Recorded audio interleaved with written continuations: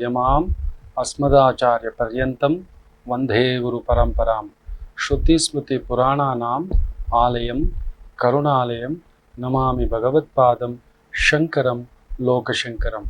ನಾಡಿನ ಸಮಸ್ತ ವೀಕ್ಷಕ ಬಂಧುಗಳ ಪಾದಾರವಿಂದಗಳಿಗೆ ನನ್ನ ಶಿರಸಾಷ್ಟಾಂಗ ನಮಸ್ಕಾರಗಳು. ಎಲ್ಲರಿಗೂ ಶುಭೋದಯ. ಮಾತೃದೇವೋ ಭವ.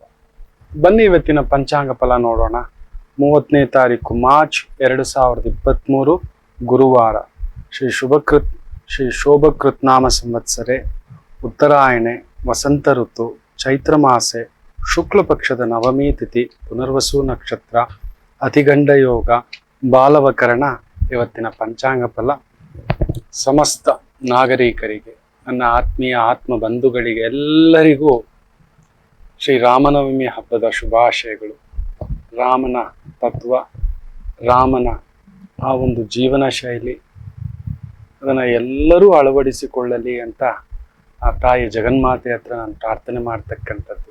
ಎಲ್ಲರಿಗೂ ರಾಮರ ಅವಶ್ಯಕತೆ, ಅದರಲ್ಲೂ ಅತಿ ಮುಖ್ಯವಾಗಿ ಯಾರಿಗೆ ಇವತ್ತಿನ ಈ ಒಂದು ವಿಶೇಷವಾದಂಥ ದಿನದಂದು ಒಂದು ಸಂಕಲ್ಪವನ್ನು ಮಾಡಿಕೊಂಡರೆ ಜೀವನದಲ್ಲಿ ಅತ್ಯದ್ಭುತ ಪ್ರಯೋಜನಗಳಿದ್ದಾವೆ. ಹೌದು, ತುಂಬ ಜನಕ್ಕೆ ಒಂದು ಅಧಿಕಾರದ ಚಿಂತೆ. ನಮಗೆ ಅಧಿಕಾರ ಬೇಕು. ನೀವು ನ್ಯಾಯಯುತವಾಗಿ ಧರ್ಮಯುತವಾಗಿ ನಡೆದುಕೊಂಡಿದ್ದರೆ ಖಂಡಿತ ಅದು ನೆರವೇರುತ್ತದೆ. ತುಂಬ ಕಷ್ಟಪಡ್ತಿದ್ದೀರಾ, ಆ ಸ್ಥಾನ, ಆ ಪೊಸಿಷನ್, ಆ ಒಂದು ಗೌರವ, ರಾಮರಂಥ ಗೌರವ, ರಾಮರಂಥ ನೆಮ್ಮದಿ, ರಾಮರಂಥ ಒಂದು ಸಹಬಾಳ್ವೆಯ ಜೀವನ, ಅಂಥದ್ದೊಂದು ಪಡೆಯಬೇಕೆಂದರೆ ಇವತ್ತು ನೀವು ಈ ರಾಮನವಮಿಯ ಹಬ್ಬದ ದಿನ ಮಾಡತಕ್ಕಂಥ ಒಂದೇ ಒಂದು ಸಂಕಲ್ಪ ಬಹು ವಿಶೇಷತೆಯನ್ನು ತಂದುಕೊಡ್ತಕ್ಕಂಥದ್ದಾಗುತ್ತದೆ.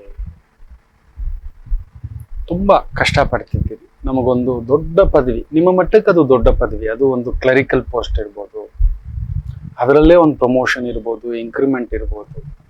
ಎಲ್ಲರಿಗೂ ಈ ಕಲಿಯುಗಕ್ಕೆ ಶಾಪ ಏನಂದ್ರೆ ಉದ್ಯೋಗದಲ್ಲಿ ಏರುಪೇರು, ಓದಿಗೆ ತಕ್ಕಂಥ ಕೆಲಸ ಇಲ್ಲ, ಕೆಲಸಕ್ಕೆ ತಕ್ಕಂಥ ಒಂದು ಸ್ಥಾನ ಇಲ್ಲ, ಸ್ಥಾನಕ್ಕೆ ತಕ್ಕಂಥ ಸಂಭಾವನೆ ಇಲ್ಲ, ಸಂಭಾವನೆಗೆ ತಕ್ಕಂಥ ಗೌರವ ಇಲ್ಲ.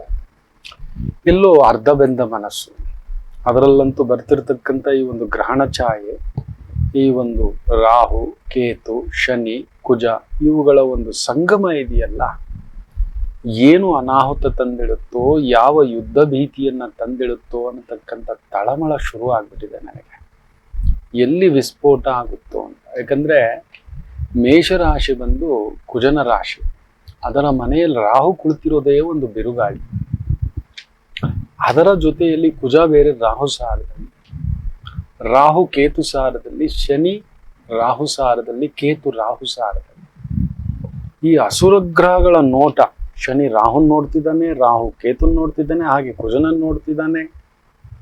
ಎಲ್ಲಿ ನೆಮ್ಮದಿಯನ್ನ ಕೊಡಲಿಕ್ಕೆ ಬಿಡೋಲ್ಲ. ಅಲ್ಲಿ ತುಂಬಾ ಒಂದು ರೀತಿ ಕಾಳಧನ ಅಂದ್ರೆ ಮುಚ್ಚಿಟ್ಟಿರ್ತಕ್ಕಂಥ ಕಪ್ಪು ಹಣ, ಕಪ್ಪು ಹೆಸರು, ಕಪ್ಪು ಮಸಿ, ದೇಶ ನಡೆಸುವ, ರಾಜ್ಯ ನಡೆಸುವ ದೊಡ್ಡ ದೊಡ್ಡ ವ್ಯಕ್ತಿಗಳಿಗೆ ಅದೊಂದು ದೊಡ್ಡ ಕಪ್ಪು ಚುಕ್ಕೆಯಾಗಿ ನಿಂತುಕೊಳ್ತಕ್ಕಂಥದ್ದಾಗುತ್ತೆ. ಅಲ್ಲೊಂದು ದಂಗೆಗಳ ಪ್ರಭಾವ ನೋಡಿ. ಆಲ್ರೆಡಿ ಆ ದೇಶದ ಉತ್ತರ ಭಾಗದಲ್ಲಿ, ವಾಯುವ್ಯ ಭಾಗದಲ್ಲಿ, ಪಂಜಾಬ್ನಲ್ಲಿ ಖಲಿಸ್ತಾನ್ ಹೋರಾಟ ಅಂತಾರೆ. ನಮ್ಮದೇ ರಾಜ್ಯ ಬೇಕು ಅಂತಾರೆ. 80,000 ಪೊಲೀಸರು ಹುಡುಕ್ತಿದ್ರು ಕೂಡ ತಪ್ಪಿಸ್ಕೊಂಡು ಓಡ್ತಾನೆ ಅಂದ್ರೆ ಲೆಕ್ಕ ಹಾಕೊಳ್ಳಿ. 100 ಕೋಟಿ ರೂಪಾಯಿ ದೇಣಿಗೆ ತಗೊಂಡಿದ್ದಾನಂತೆ. ಅದಂತೆ ಇದಂತೆ ಹಾಗಂತೆ ಹೀಗಂತೆ ಏನೇನೋ ತುಂಬಾ ದೊಡ್ಡ ದೊಡ್ಡ ದೇಶ ವಿದೇಶ ವಿದ್ರೋಹಿಗಳ ಜೊತೆ ಕೈ ಜೋಡಿಸಿದ್ದಾನೆ. ಎಲ್ಲಿಂದ ಉಂಟಾಗುತ್ತೆ?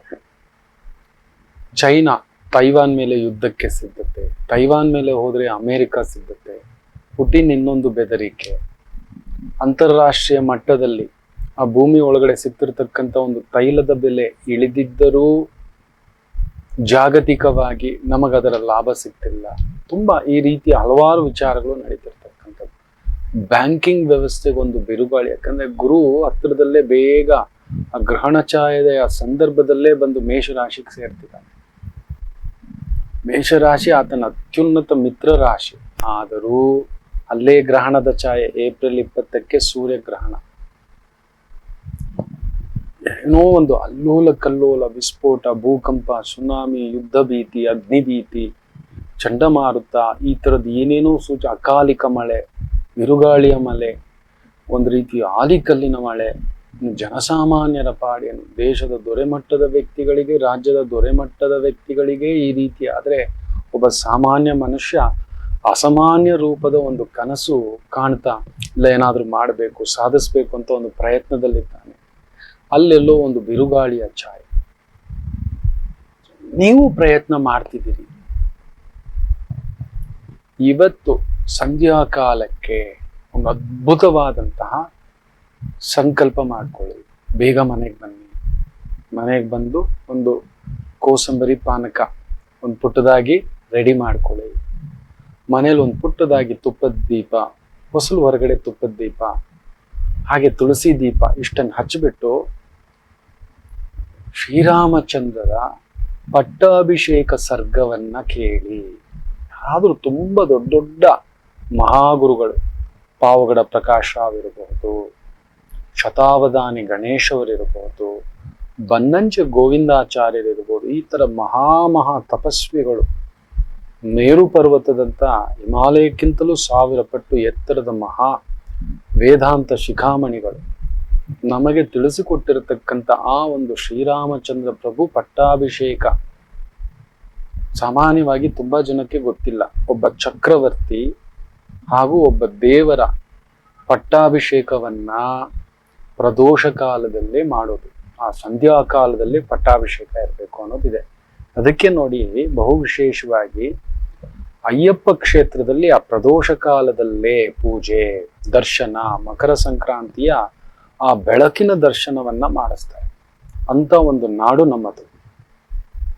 ಅಂತ ಒಂದು ಶ್ರೀರಾಮಚಂದ್ರರು ಪಟ್ಟಾಭಿಷೇಕಕ್ಕೆ ಏರಿದಾಗ ನಡೆದಂತಹ ಘಟನಾವಳಿಗಳ ಬಹು ಅದ್ಭುತವಾದಂತಹ ಸಾರಾಂಶವೇ ಪಟ್ಟಾಭಿಷೇಕ ಸರ್ಗ. ತುಂಬಾ ಚೆನ್ನಾಗಿ ಬಾಳಿದ್ರಿ, ಬಿದ್ದು ಬಿಟ್ಟಿದ್ದೀರಿ.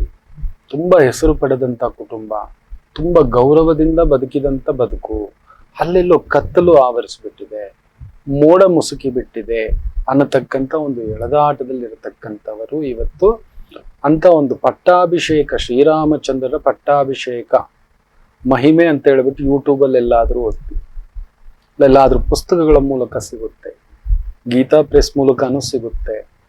ಅದನ್ನ ಅತಿ ಮುಖ್ಯವಾಗಿ ಎಲ್ಲರೂ ನಿಮ್ಮ ಮನೆಗೆ ನೀವೇ ಯಜಮಾನ, ನಿಮ್ಮ ಮನೆಗೆ ನೀವೇ ರಾಮ. ನೀವು ಚೆನ್ನಾಗಿದ್ರೆ ನಿಮ್ಮ ಕುಟುಂಬ, ನಿಮ್ಮ ಹೆಂಡತಿ, ನಿಮ್ಮ ಯಜಮಾನರು, ನಿಮ್ಮ ಮಕ್ಕಳು, ನಿಮ್ಮ ಮಗು ಚೆನ್ನಾಗಿರ್ಬೇಕು, ಅವನಿಗೊಂದು ಗೌರವ ಸಿಗ್ಬೇಕು, ಕೆಲಸದಲ್ಲಿ ಸಿಗ್ಬೇಕು, ಯಜಮಾನರಿಗೆ ಸಿಗ್ಬೇಕು, ನನಗೊಂದು ಗೌರವ ಸಿಗಬೇಕು, ಎಲ್ಲರೂ ನಮಸ್ಕಾರ ಮಾಡಬೇಕು, ಇಂಥ ಬದುಕಪ್ಪ ಅನ್ನತಕ್ಕಂಥ ಗೌರವ. ಆ ಕಲಿಯುಗಕ್ಕೆ ಮರ್ಯಾದೆಯೇ ಮೊದಲು ಅಂತ ಹೇಳ್ತಾರೆ.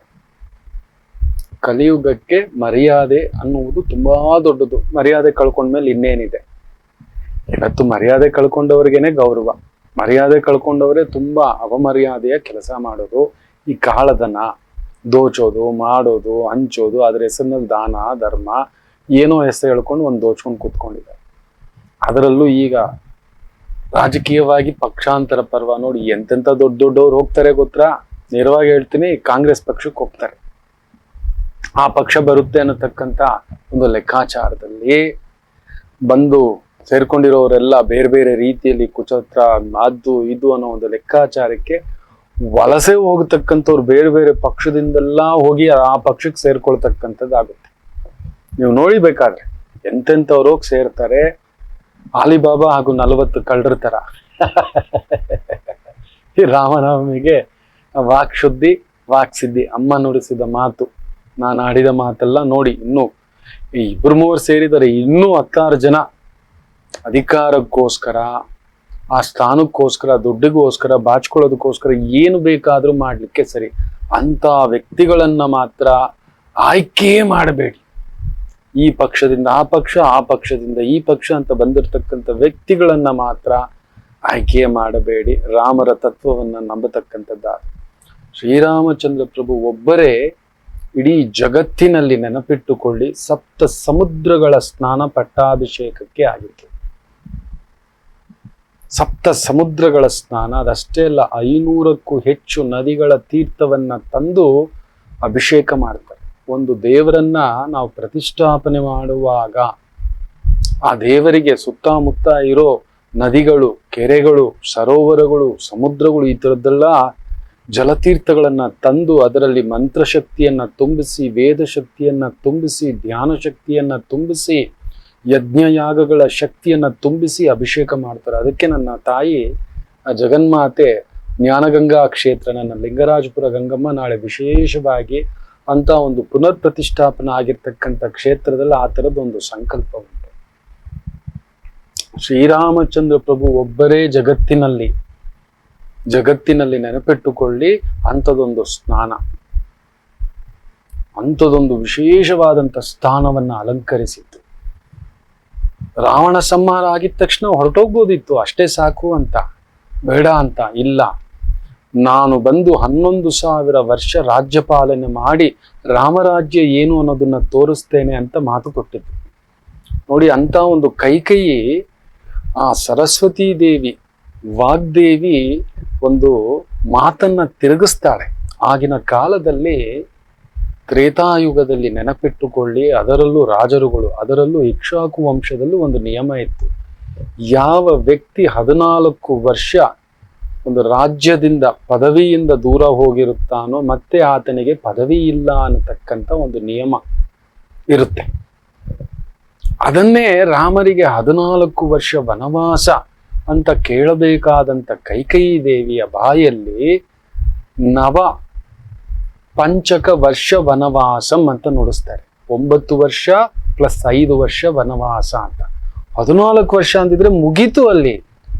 ನನ್ನ ರಾಮಚಂದ್ರರು ಮತ್ತೆ ಮರಳಿ ಬಂದು ಪಟ್ಟಕ್ಕೆ ಕುತ್ಕೋತಿರ್ಲಿಲ್ಲ. ಯಾಕಂದ್ರೆ ಭರತರಿಗೆ ಮಾತು ಕೊಟ್ಟಿರ್ತಾರೆ, 14 ವರ್ಷ ಮುಗಿದ ದಿನ ಬರ್ತೇನೆ, ಮಾರನೇ ದಿನ ಪಟ್ಟಕ್ಕೆ ಕುತ್ಕೋತೇನೆ, ನಾನ್ ಸಿಂಹಾಸನದ ಮೇಲೆ ಕುತ್ಕೋತೇನಪ್ಪ, ಆಯ್ತು ಯೋಚನೆ ಮಾಡಬೇಡ ಅಂತ ರಾಮಚಂದ್ರ ಪ್ರಭು ನೆನಪಿಟ್ಟುಕೊಳ್ಳಿ.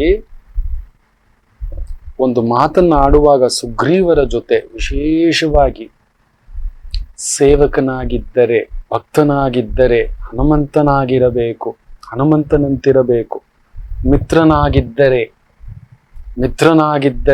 ನಿನ್ನಂತ ಸುಗ್ರೀವನಂತಿರಬೇಕು, ಸೋದರನಾಗಿದ್ದರೆ ಭರತನಂತಿರಬೇಕು. ಲಕ್ಷ್ಮಣನ ಬಗ್ಗೆ ಹೇಳೋಲ್ಲ, ನೆನ್ಪಿಟ್ಕೊಳ್ಳಿ. 14 ವರ್ಷ ನಿದ್ರೆ ಮಾಡದೆ ಕಾವಲು ನಿಂತಂತ ಲಕ್ಷ್ಮಣರಿಗೆ ಒಂದು ವರ ಅದು.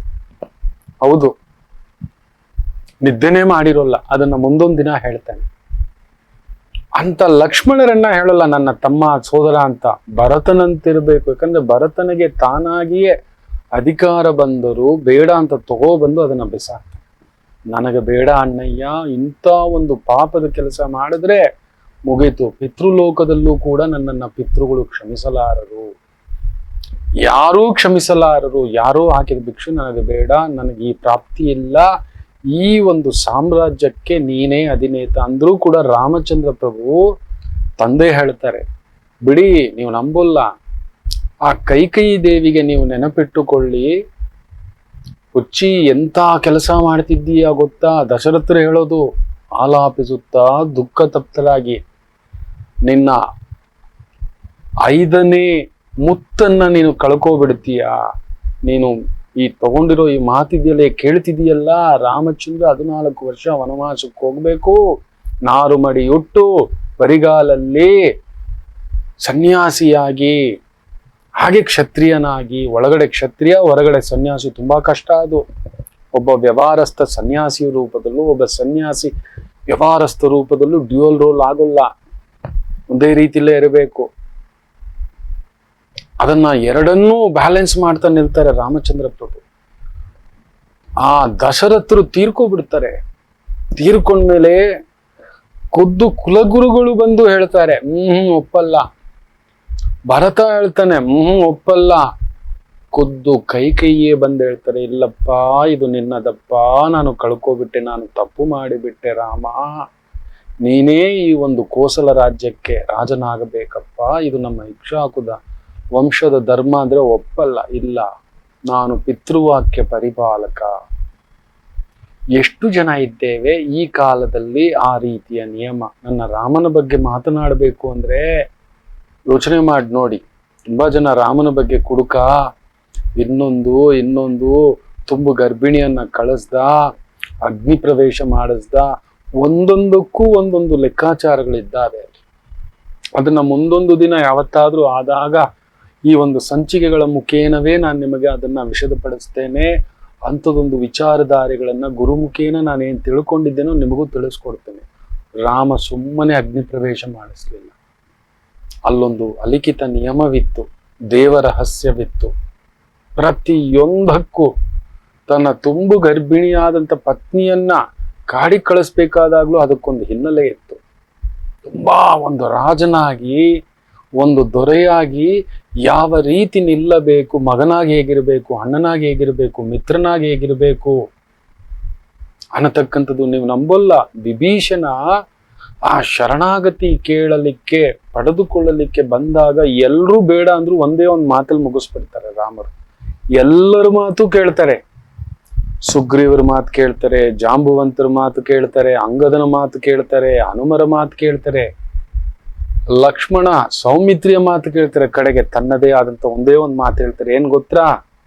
ಈ ರಾಮ ಅಂದರೆ, ಈ ರಾಮನ ನೆರಳಿಗೆ ಯಾರಾದರೂ ಎಲ್ಲಿದ್ದರೂ ಬಂದು ಶರಣಾಗತಿ ಎಂದು ಬಿಟ್ರೆ ಅವನು ಎಂತ ದ್ರೋಹ ಮಾಡಿದ್ದರೂ ಕ್ಷಮಿಸಿ ಬಿಡುತ್ತೇನೆ. ಆ ರಾವಣ ಬಂದ್ರು ಕೂಡ ಕ್ಷಮಿಸ್ಬಿಡ್ತೇನೆ. ಅವನನ್ನು ತಬ್ಕೋತೇನೆ, ಅವನನ್ನ ಕ್ಷಮೆ ಕೊಟ್ಟು ಬಿಟ್ಟು ಬಿಡ್ತೇನೆ. ನನಗೆ ಧರ್ಮವೇ ಮುಖ್ಯ. ನಾನು ಆ ಧರ್ಮ ಬಿಟ್ಟು ದಾಟುವುದಿಲ್ಲ. ನನ್ನ ಧರ್ಮ ಯಾರು ಬಂದು ರಾಮ ನಿನ್ನ ಶರಣಾಗತಿಯೊಂದೇ ನನಗೆ ಅಂದು ಬಿಟ್ರೆ ಸಾಕು, ನಾನು ನನ್ನ ಜೀವ ಬೇಕಾದ್ರೂ ಕೊಟ್ಟು ಬಿಡ್ತೇನೆ ಅಂತಾರೆ ರಾಮಯ್ಯ. ಹೌದು, ಅಂತ ರಾಮಯ್ಯರ ಪಟ್ಟಾಭಿಷೇಕ ಸರ್ಗವನ್ನು ಇವತ್ತು ಕೇಳಿದರೆ, ಕೇಳಿಬಿಟ್ಟು ಒಂದು 9 ಜನಕ್ಕೋ 12 ಜನಕ್ಕೋ 18 ಜನಕ್ಕೋ 27 ಜನಕ್ಕೋ ಆ 9ರ ಸಂಖ್ಯೆ ಹುಟ್ಟಿದ್ರೆ ನವಮಿಲ್ ಹುಟ್ಟಬೇಕು ಅನ್ನೋದು ಅದಕ್ಕೆ. ನೀವು 9ರ ಮುಂದುಗಡೆ ಯಾವುದೇ ಸಂಖ್ಯೆಯನ್ನ ಗುಣಿಸಿ, ಹೌದು ನೀವು ನೋಡಿ, ಗುಣಿಸ್ತಾ ಹೋಗಿ ದೊಡ್ಡ ಸಂಖ್ಯೆಗಳು, ಅದನ್ನ ಮತ್ತೆ ಕೂಡಿಸಿ ನೋಡಿ 9 ಬರುತ್ತೆ. ಯಾವುದೇ ಸಂಖ್ಯೆಯನ್ನ ಕೂಡಿಸಿ ಅದೇ ಸಂಖ್ಯೆ ಬರುತ್ತೆ. 9 + 1 10, 1 + 0 ಒಂದೇ ಬರುತ್ತೆ. ಹೌದು, 0 ಶೂನ್ಯ ಒಂದನ್ನ ಬಿಟ್ಟು ಕೂಡಿಸೋದು ಆ 9ರ ಪ್ರಭಾವ, ಆ ನವಮಿ ಅನ್ನತಕ್ಕಂಥದರ ಪ್ರಭಾವ. ಅದಕ್ಕೆ ನವಮಿಯಲ್ಲಿ ಹುಟ್ಟಿದವರ ಬಾಯಲ್ಲಿ ಒಂದಲ್ಲ ಒಂದು ಬಾರಿ ಹಾಲು ಕುಡಿದಂತ, ಹಾಲು ಮೊಸರು ತಿಂದವ್ರ ಬಾಯಲ್ಲಿ ಸತ್ಯ ಬರುತ್ತೆ ಅಂತ ಹೇಳ್ತಾರೆ. ಸತ್ಯವನ್ನೇ ನುಡಿಯುತ್ತಾರೆ. ನನ್ನ ರಾಮಚಂದ್ರ ಪ್ರಭು ಜೀವನದಲ್ಲಿ ಒಂದು ಬಾರಿಯೂ ಸುಳ್ಳು ಹೇಳಲಿಲ್ಲ, ಅಧಿಕಾರಕ್ಕೆ ಆಸೆ ಪಡ್ಲಿಲ್ಲ. ಹೌದು, ಅಂಥದ್ದೊಂದು ಆತ ನುಡಿದದ್ದೇ ಧರ್ಮ. ನೆನಪಿಟ್ಟುಕೊಳ್ಳಿ. ತುಂಬಾ ಕಡಿಮೆ. ನೀವು ವಾಲ್ಮೀಕಿ ರಾಮಾಯಣವನ್ನ ಕೆದಕಿ ಒಂದು 100 ಬಾರಿ ಓದಿದ್ರೆ ಮಾತ್ರ 100 ವಾಕ್ಯಗಳು ಸಿಗುವುದೇನೋ. ನನ್ನ ರಾಮಚಂದ್ರ ಪ್ರಭು ಎದ್ದು ತುಂಬಾ ಅವಗಾಹನೆಯಿಂದ ತಗೊಂಡ್ರೆ, ಅದನ್ನ ನೀವಾಗಿ ಒಳಗಡೆ ತಗೋಬಿಟ್ರೆ, ಅಂತ ರಾಮದಾಸು ಭದ್ರಾಚಲಂ, ಅಮ್ಮ ನಾನು ಯಾಕಮ್ಮ, ಇನ್ನ ರಾಮಯ್ಯನಿಗೆ ಇನ್ನೂ ಕರುಣೆ ಬರ್ಲಿಲ್ವಮ್ಮ, ನನ್ನನ್ನ ಇಷ್ಟು ನೋವ ಅಂತ ಆ ಒಂದು ಬಂದಿಕಾನೆಲ್ಲ ಹಾಕಿಬಿಟ್ಟಿದ್ರೆ ನರಳ್ತಾ, ನನ್ನ ರಾಮ ಬರ್ತಿಲ್ಲ ಅಮ್ಮ, ನಿನಗಾದ್ರೂ ಮನಸ್ಸು ಕರಗಲಿಲ್ಲವಮ್ಮ, ನಾನು ಅಂತ ತಪ್ಪೇನು ಮಾಡಿದ್ನಮ್ಮ, ನಾನು ಹಾಡ್ತಿರೋದು ಕೇಳಿಸ್ತಿಲ್ವಮ್ಮ, ನನ್ನ ವೇದನೆ ಕೇಳಿಸ್ತಿಲ್ವಮ್ಮ ಅಂತ ಆ ಒಂದು ಹಾಡುಗಳ ಮೂಲಕ ಸೀತಮ್ಮನ ಕೀರ್ತನೆ ಮಾಡ್ತಿದ್ರು. ಸೀತಮ್ಮ ದಡ ದಡ ದಡ ದಡ ಹೋಗಿ ರಾಮಯ್ಯನ ಹತ್ರ, ಏನಪ್ಪ ರಾಮಚಂದ್ರ ಪ್ರಭು, ನಿನ್ನ ಭಕ್ತನಿಗೆ ನೋಡು, ನಿನ್ನನ್ನ ಕರೆದ್ರೆ ನೀನ್ ಬರ್ತಿಲ್ಲ ಅಂತ ತಾಯಿ ಹೃದಯ ನನ್ನನ್ನು ಕರೀತಿದ್ದಾನೆ. ನನ್ನ ಕೈಯಲ್ಲಿ ನೋಡ್ಲಿಕ್ಕೆ ಆಗ್ತಿಲ್ಲ, ಅದಕ್ಕೆ ಬಂದಿದ್ದೇನೆ. ಈಗಲಾದರೂ ದರ್ಶನ ಪ್ರಾಪ್ತಿ ಕೊಡಬಾರ್ದ ಅಂದ್ರೆ ರಾಮಚಂದ್ರರ ಕಣ್ತುಂಬ ನೀರು. ನನಗೂ ನಿನಗಿಂತ ಮಾತೃ ಹೃದಯ, ನನ್ನ ರಾಮಚಂದ್ರ ಪ್ರಭು ಮಾತೃ ಹೃದಯ, ನೆನಪಿಟ್ಟುಕೊಳ್ಳಿ. ಕಣ್ಣು ತುಂಬಾ ನೀರು. ಸೀತಮ್ಮ ಮಾತ್ರ ನೋಡಬಲ್ಲರು. ನನಗೂ ಇಲ್ವಾ ಸೀತಾ ಹೋಗ್ಬೇಕು ಅಂತ? ಸೀತಮ್ಮ ಜಗತ್ತಿನಲ್ಲಿ ಧರ್ಮಪತ್ನಿಯನ್ನು ಅಮ್ಮನ ಜೊತೆ ಸೇರಿಸಿ ಕರೆದಂತ ಮೊದಲ ವ್ಯಕ್ತಿ, ಕಡೆಯ ವ್ಯಕ್ತಿ ಸೀತಮ್ಮ ಅಂತಾನೆ ಕರಿತಿದ್ದು ನನ್ನ ಸೀತಮ್ಮನನ್ನ. ಸೀತಮ್ಮ ನನಗೂ ಇಲ್ವಾ? ನನಗೂ ಇದೆ. ಯಾವಾಗ ಈ 12 ವರ್ಷದ ಮುಗಿಯುತ್ತೋ ಅಂತ ಕಾಯ್ತಿದ್ದೀನಿ.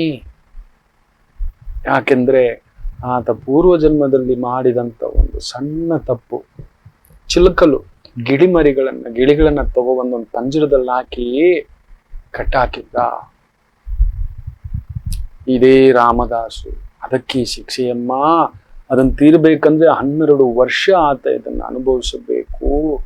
ನಾನು ಬೆಂಕಿಯಲ್ಲಿ ಕುಳಿತಾಗಿದ್ದೇನೆ, ನನಗೋಸ್ಕರ ಒಂದು ಪೀಠ ಜಾಗ ಸ್ಥಳ ಈ ಭರಣ ಕುಟೀರವನ್ನೇ ಮಂತ್ರಮಯವಾಗಿ ರಾಮಮಯವಾಗಿ ಮಾಡಿಬಿಟ್ಟಿದ್ದಾನೆ ಅಂತ ನನ್ನ ಭಕ್ತ ಆಲಾಪಿಸ್ತಿದ್ರೆ ನಾನು ಕುಳಿತುಕೊಂಡಿರೋದಾ ಅಂತ ಹೇಳ್ತಾರೆ.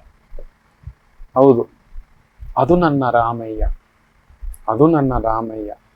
ಅಂತ ರಾಮಚಂದ್ರ ಪ್ರಭುವಿನ ಪಟ್ಟಾಭಿಷೇಕ ಸರ್ಗವನ್ನು ಇವತ್ತು ನೀವು ಕೇಳಿ. ಆ ಪಟ್ಟಾಭಿಷೇಕ ಫೋಟೋ ಎಲ್ಲಾದ್ರೂ ಇರುತ್ತೆ, ಅದನ್ನಾದ್ರೂ ನೋಡಿ. ಇಂಥ ದಿನ ಇಟ್ಟು ಪೂಜೆ ಮಾಡಬೇಕು. ಪಟ್ಟಾಭಿಷೇಕವಾದಂತಹ ಆ ಫೋಟೋ ಇಟ್ಟು ಪೂಜೆ ಮಾಡಬೇಕು, ಕೇಳಬೇಕು, ನೋಡಬೇಕು, ಆನಂದಿಸಬೇಕು, ಅರ್ಪಿಸಿಕೊಳ್ಳಬೇಕು ಅಂತ ಹೇಳ್ತಾರೆ.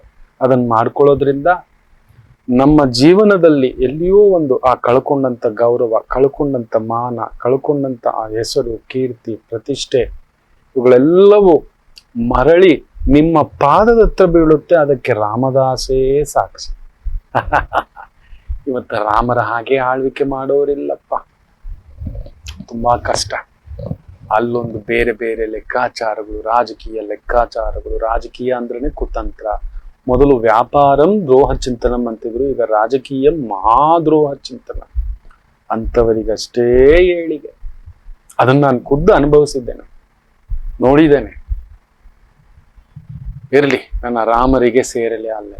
ಸೊ ಅದರಿಂದ ನನ್ನ ರಾಮಚಂದ್ರ ಪ್ರಭುವಿನ ಆ ಒಂದು ಪಟ್ಟಾಭಿಷೇಕ ಸರ್ಗ ನಿಮ್ಮ ಜೀವನದಲ್ಲಿಯೂ ನನ್ನ ರಾಮರಂತೆ ಪಟ್ಟಾಭಿಷೇಕ ಏರುವಂತವರಾಗಿ ನಿಮಗೊಂದು ಮನೆ, ಸೂರು, ನೆಮ್ಮದಿಯ ಬದುಕು, ಹೆಸರು, ಕೀರ್ತಿ, ಕುಲಗೌರವ, ಆ ಸ್ಥಾನ, ಆ ಪದವಿ, ಅದು ನೀವು ನ್ಯಾಯಯುತವಾಗಿ, ನ್ಯಾಯಯೋಚಿತವಾಗಿ ನಿಮಗೇ ದಕ್ಕಬೇಕಾದಂಥದ್ದು ಪರರ ಪಾಲಾಗಿ ಬಿಟ್ಟಿದೆ. ಕಸದ್ಕೊಂಡ್ಬಿಟ್ಟಿದ್ದಾರೆ, ಕಬಳಿಸ್ಬಿಟ್ಟಿದ್ದಾರೆ, ಕಿತ್ಕೋಬಿಟ್ಟಿದ್ದಾರೆ ಅನ್ನತಕ್ಕಂಥದ್ದು ಏನಾದ್ರೂ ಆಗಿದ್ದರೆ ಅದು ಸಿಗುವಂತಾಗಲಿ, ಖಂಡಿತ ಸಿಗುತ್ತೆ. ಇದಿದ್ರೆ ಈ ವಾಮನ ಮೂರ್ತಿಗೆ ಈ ಸ್ಥಾನ, ಮಾತನಾಡುವ ರಾಮರ ಬಗ್ಗೆ ಮಾತನಾಡುವ ಅರ್ಹತೆ ಆದ್ರೂ ಏನು ಗೊತ್ತಿತ್ತು, ಏನು ತಿಳಿದಿತ್ತು ಈ ಜೇಡಿ ಮಣ್ಣುಗೆ? ಅಂತ ಒಂದು ಬನ್ನಂಜೆ ಗೋವಿಂದಾಚಾರ್ಯರ ಪ್ರವಚನಗಳಿರ್ಬೋದು, ಶತಾವಧಾನಿ ಗಣೇಶು, ಪಾವಗಡ ಪ್ರಕಾಶ, ಒಬ್ಬರಲ್ಲ, ಭದ್ರಗಿರಿ ರಾಮದಾಸರಿರ್ಬೋದು, ಒಂದೊಂದಲ್ಲ. ಅಯ್ಯೋ, ಅಂತ ಪುಣ್ಯ ಪುರುಷರುಗಳ ಅವರ ಒಂದು ಪ್ರವಚನಗಳನ್ನ ಕೇಳಿದ್ದೋ, ಓದಿದ್ದೋ, ತಿಳಿದುಕೊಂಡಿದ್ದೋ ನಿಮ್ಮ ಮಡಿಲಿಗೆ ಅರ್ಪಿಸ್ತಿದ್ದೇನೆ ಅಷ್ಟೇ. ಒಳ್ಳೇದಾಗಲಿ. ನನ್ನ ರಾಮರಂತೆ ನೀವೂ ಶೋಭಿತರಾಗಿ ಪಟ್ಟಾಭಿಷೇಕ ಏರಬೇಕು ಅಂತ ನಾನು ಕೇಳ್ಕೊತೇನೆ. ಆ ವಸಿಷ್ಠರು, ಆ ಕುಲಗುರುಗಳ ಆಶೀರ್ವಾದ, ವಿಶ್ವಾಮಿತ್ರರ ಅಂತರಂಗದ ಆ ಒಂದು ಶಿಷ್ಯ, ಆ ವಿಶ್ವಾಮಿತ್ರರ ಆಶೀರ್ವಾದ, ಅಗಸ್ತ್ಯರ ಆಶೀರ್ವಾದ, ಶತಾನಂದರ ಆಶೀರ್ವಾದ, ಗೌತಮರ ಆಶೀರ್ವಾದ, ಜನಕರ ಆಶೀರ್ವಾದ, ರಾಜರ್ಷಿಯಾಗಿರ್ತಕ್ಕಂಥ ದಶರಥರ ಆಶೀರ್ವಾದ, ಎಲ್ಲವೂ ನಿಮಗೆ ಸಿಗಲಿ ಅಂತ ಕೇಳ್ಕೊತೇನೆ. ಒಂದು ಪುಟ್ಟ ವಿರಾಮ ಪಡೆದು ವಾಪಸ್ ಬರೋಣ. ಮಾತೃದೇವೋ ಭವ.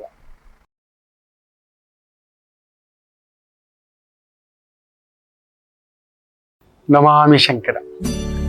ನನ್ನ ಪ್ರೀತಿಯ ಆಧ್ಯಾತ್ಮಿಕ ಬಂಧುಗಳೇ, ಪ್ರತಿಯೊಬ್ಬರ ಜೀವನದಲ್ಲೊಂದು ಕೆಲವೊಂದು ಪ್ರಶ್ನೆಗಳಿರುತ್ತೆ, ಉತ್ತರವಿಲ್ಲದ ಪ್ರಶ್ನೆಗಳಿಲ್ಲ.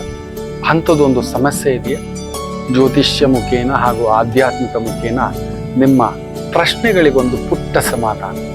ಈ ಕೂಡಲೇ ಕೆಳಗಿನ ಸಂಖ್ಯೆಗೆ ಕರೆ ಮಾಡಿ, ಇಲ್ಲವೇ ವಾಟ್ಸಪ್ ಮಾಡಿ, ಹಾಗೂ ನಮ್ಮ ನಮಾಮಿ ಶಂಕರ ಯೂಟ್ಯೂಬ್ ಚಾನೆಲ್ ಮುಖಾಂತರವೂ ಕೂಡ ಸರಳ ಪರಿಹಾರವನ್ನು ತಾವು ವೀಕ್ಷಿಸಿ ಹಾಗೂ ಪಡೆಯಬಹುದು. ನಮಾಮಿ ಶಂಕರ.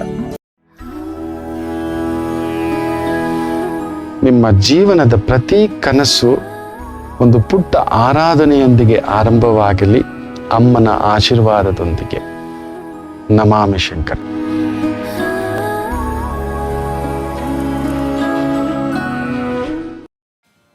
ಶಿವಪೂಜೆಗೆ ಬಿಲ್ವಪತ್ರೆಯೇ ಶ್ರೇಷ್ಠ, ವಿಷ್ಣು ಪೂಜೆಗೆ ತುಳಸಿ ಪತ್ರೆಯೇ ಶ್ರೇಷ್ಠ. ಶುಗರ್ ಕಾಯಿಲೆ ನಿಯಂತ್ರಣಕ್ಕೆ ಮೇಷಶೃಂಗಿಯೇ ಸರ್ವಶ್ರೇಷ್ಠ. ನಮಾಮಿ ಶಂಕರ.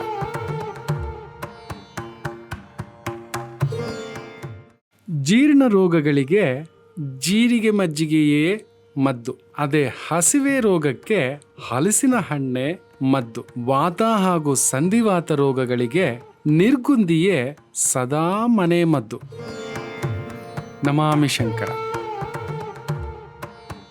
ಜೀವನದಲ್ಲಿನ ಶತ್ರು ಭಯಕ್ಕೆ ಹವಳದ ಎಣ್ಣೆ ರಾಮಬಾಣ. ನಿಮ್ಮ ಥೈರಾಯ್ಡ್ ಹಾಗೂ PCOD ಭಯಕ್ಕೆ ವಿಶುದ್ಧಿ 7H ರಾಮಬಾಣ.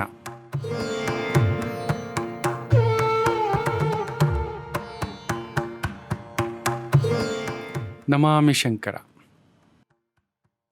ಶ್ರೀರಾಮ ರಾಮ ರಾಮೇತಿ ರಮೇ ರಾಮೇ ಮನೋರಮೆ ಸಹಸ್ರನಾಮ ತತ್ತುಲ್ಯಂ ರಾಮನಾಮೇ ವರಾನನೆ. ಸಹಸ್ರನಾಮಗಳಿಗೂ ಮೀರಿದಂತ ರಾಮನಾಮ. ನೀವು ನೋಡಿ, ರಾಮ ಅಂದ್ರೆ 5, ಮತ್ತೆ ರಾಮ ಅಂತ ಬರೀರಿ. 2 + 3 ಬರುತ್ತೆ. 5 + 2 10, 10 8 ಆ ಒಂದು 3 30. ಇದೇ ತರದ್ದೇ ಲೆಕ್ಕಾಚಾರ ಹಾಕೊಂಡು ಹೋಗಿ, ಅಲ್ಲಿ 1000 ನಾಮಗಳ ಒಂದು ಸಂಕಲ್ಪ ಬರತಕ್ಕಂಥದ್ದಾಗುತ್ತೆ. ಹೌದು, ನಿಮಗೂ ಸಿಗಲಿ ಅಂತ ಹೇಳ್ತಾ, ಮೇಷರಾಶಿ ಚೆನ್ನಾಗಿದೆ. ಗುರು ಕಾರ್ಯದಲ್ಲಿ ಗುರುವಿಗೆ ಸಂಬಂಧಿತ ವೃತ್ತಿ, ವ್ಯಾಪಾರ, ವ್ಯವಹಾರ, doctor, engineer, teacher, professor, judge, ಮಾರ್ಗದರ್ಶಿ, ಇಂಥ ಒಂದು ವೃತ್ತಿ ಉದ್ಯೋಗದಲ್ಲಿರ್ತಕ್ಕಂಥವರಿಗೆ ವಿಶೇಷ ಅಭಿವೃದ್ಧಿ. ವೃಷಭ ರಾಶಿ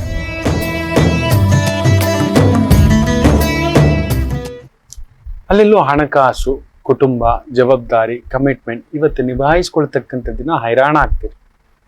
ಪಾನಕ ಕೋಸಂಬರಿ ಹೇಳಿದ್ನಲ್ಲ, ಆ ಒಂದು ಸರ್ಗವನ್ನ ಓದಿ ತಗೊಂಡು ಹೋಗ್ಬಿಟ್ಟು ಯಾರಾದ್ರೂ ಒಂದು 9 ಜನ, 18 ಜನ, 27 ಜನಕ್ಕೆ ಹಂಚ್ತಕ್ಕಂಥದ್ದಿಲ್ಲ, ಆ ಒಂದು ಶ್ರೀರಾಮ ಪಟ್ಟಾಭಿಷೇಕ ಸರ್ಗವನ್ನ ಕೇಳತಕ್ಕಂಥದ್ದು ಮಾಡಿಬಿಟ್ಟಾದ್ರೂ ಹಂಚಿ, ಆ ಹೊರೆ ಕಡಿಮೆ ಆಗುತ್ತೆ. ಮಿಥುನ ರಾಶಿ ಚೆನ್ನಾಗಿದೆ. ಸ್ವಲ್ಪ ಲೆಕ್ಕಾಚಾರದ ವ್ಯಕ್ತಿಗಳೇ ನೀವು. ರಾಮರಂತೆ ಕಷ್ಟ, ಲೆಕ್ಕಾಚಾರ. ಸೊ ಇವತ್ತು ಆ ಲೆಕ್ಕಾಚಾರದ ದಿನ ನಿಭಾಯಿಸ್ತೀನ. ಆ ವೃತ್ತಿಗೆ ಈಕ್ವಲ್ ಇನ್ಕಮ್ ತಕ್ಕಂತ ಸ್ಥಾನವ ಒಂದು ಸಿಕ್ಕಿದ್ರೆ ಒಂದು ಬಿಡಬೇಕಪ್ಪ. ಸ್ಥಾನಕ್ಕೆ ತಕ್ಕಂತ ಇನ್ಕಮ್ ಇರಲ್ಲ, ಇಲ್ಲ ಇನ್ಕಮ್ ತಕ್ಕಂತ ಸ್ಥಾನ ಇರಲ್ಲ. ಸೊ ಹೆಸರನ್ನ ಹಿಡ್ಕೊಳ್ಳಿ, ಖಂಡಿತ ಇವತ್ತು ಗೆಲುವು.